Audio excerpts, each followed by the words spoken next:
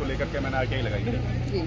तो ITI में कुछ एक मेन 4-5 चीज़ें निकल के सामने आई हैं, जो कि मतलब इन बच्चों के, हमारे जो छात्रों के हितों के लिए जो पैसा आता है, जो छात्रों के अधिकारों, मतलब छात्रों की मतलब कहते हैं कि उनके सहयोग के लिए कोई पैसा आता है, वो पैसा इन्होंने गबन कर लिया है। तो मैंने उस पर ITI लगाई थी। तो उसके जो रिप्लाई आया था, सबसे पहला जो मैंने क्वेश्चन लगाया था वो फाइन के बारे में लगाया था कि भाई फाइन कलेक्ट किया गया था, कितना फाइन आया था, कहाँ जमा करा गया, सारी चीज़ उसमें पता चली। तो उसमें पता चला कि जी करीब 3.25 लाख रुपए के आसपास फाइन आया था, लेकिन वो 5-6 महीने तो जमा ही नहीं किया गया। जब कंप्लेंट आई तो पता चला कि कोई फाइन भी इकट्ठा हुआ, किसी ने कंप्लेंट करी थी DHU को, तो पता चला था कि वो किस तरीके का फाइन है और जो कि अब तक जमा नहीं हुआ है।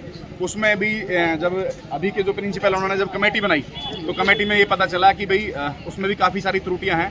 तो उसकी एक कमेटी गठित करके उसमें जो चीज़ें पकड़ी गई हैं, उन्हें अब डिपार्टमेंट देखा उस पर क्या एक्शन लेते हैं, क्या नहीं, और कितनी एक्यूरेट अमाउंट था। तो ये जो आरोप है ये पिछले प्रिंसिपल पे जी बिल्कुल, इनसे पहले वाले प्रिंसिपल के समय कार्यकाल का मामला है। उसके बाद दूसरा था कि जो कॉलेज में पिछले पुराने 50 साल से जो नाम भी बता दें, डॉक्टर रुचिरा खुल्लर, जो इससे पहले प्रिंसिपल थी, अभी सस्पेंडेड है। तो दूसरा जो मैंने लगाया था, वो दूसरा मैंने ये लगाया था कि भाई जो हमारे कॉलेज में रद्दी पड़ा रहता था, रद्दी था, कबाड़ था, पुरानी अलमारियाँ थी, सारी चीज़ें थी, वो अचानक अगले दिन 1-2 दिन में गायब हो गई। अच्छा। तो उसके बारे में पता करा, मैंने कहा जिसका हुआ क्या है।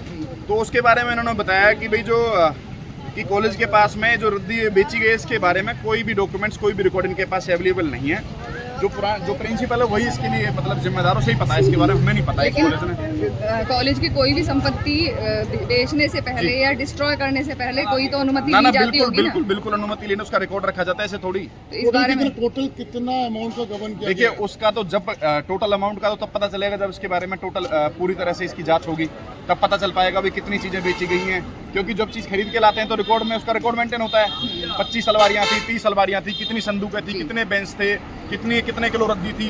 एक जो चौकीदार है उनका कहना यह है कि 4 ट्रक माल भर के गया है। 4 ट्रकों में माल गया है, तो 4 ट्रकों का आप अंदाजा लगा सकते हैं कि भाई उसमें क्या है। 2 ट्रक उसमें लिखा हुआ है अपनी स्टेटमेंट में, तो आप लगा सकते हो कि 4 ट्रक में कितना माल आया होगा, कितने पैसे का वो माल होगा, लाखों रुपए का गबन है टोटल। उसके बाद पता चला कि victor auto private limited company, उन्होंने 75,000 रुपये दान दिए, हमारे कॉलेज में डोनेशन दी है।